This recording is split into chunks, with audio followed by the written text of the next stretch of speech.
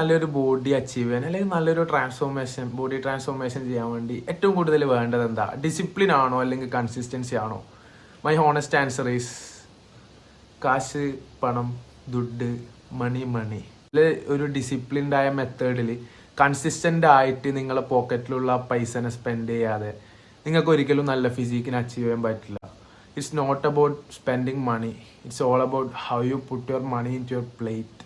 Okay, പൈസനെ നിങ്ങൾ എങ്ങനെ കൺവേർട്ട് ചെയ്ത് പ്ലേറ്റിലാക്കുന്നത്, എങ്ങനെ നിങ്ങൾ മീൽസ് ബാലൻസ് ചെയ്യുന്നത്, അതിനനുസരിച്ചിട്ടാണ് നിങ്ങൾ എവിടത്തേക്ക് പോകണം, അല്ലെങ്കിൽ നിങ്ങളെ ബോഡിയിൽ ഫാറ്റ് കയറണോ അല്ലെങ്കിൽ മസിൽസ് കയറണോ, അല്ലെങ്കിൽ എങ്ങനെ ബോഡീനെ ഷേപ്പ് ചെയ്യണം. നേരെ പറയും money can buy consistency, money can buy discipline.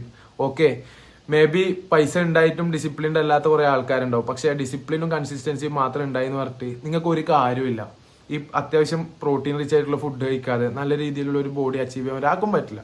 Okay, അപ്പോൾ ഞാൻ മനസ്സിലാക്കിയ ഒരു കാര്യം എന്താണെന്ന് വെച്ച് കഴിഞ്ഞാൽ money management, stress management, gym plus diet, ഇത് നാലുമാണ് ഒരു ഫിറ്റ്നസ്സിൽ അല്ലെങ്കിൽ നല്ലൊരു ബോഡി അച്ചീവ് ചെയ്യാൻ വേണ്ടിയിട്ടുള്ള ഒരു പില്ലർ എന്ന് പറയുന്നത്. സോ നിങ്ങൾ ഒരു ട്രാൻസ്ഫോർമേഷന് വേണ്ടി ആഗ്രഹിക്കുന്ന ഒരാളാണ്, നിങ്ങൾക്ക് എങ്ങനെ മീൽസ് ബാലൻസ് ചെയ്യണമെന്ന് അറിയില്ല, എങ്ങനെ അത്യാവശ്യം ഒരു ബഡ്ജറ്റ് ഫ്രണ്ട്ലി ആയി മണി മാനേജ് ചെയ്യണമെന്ന് അറിയില്ല, നിങ്ങൾക്ക് എന്നെ കോൺടാക്ട് ചെയ്യാം.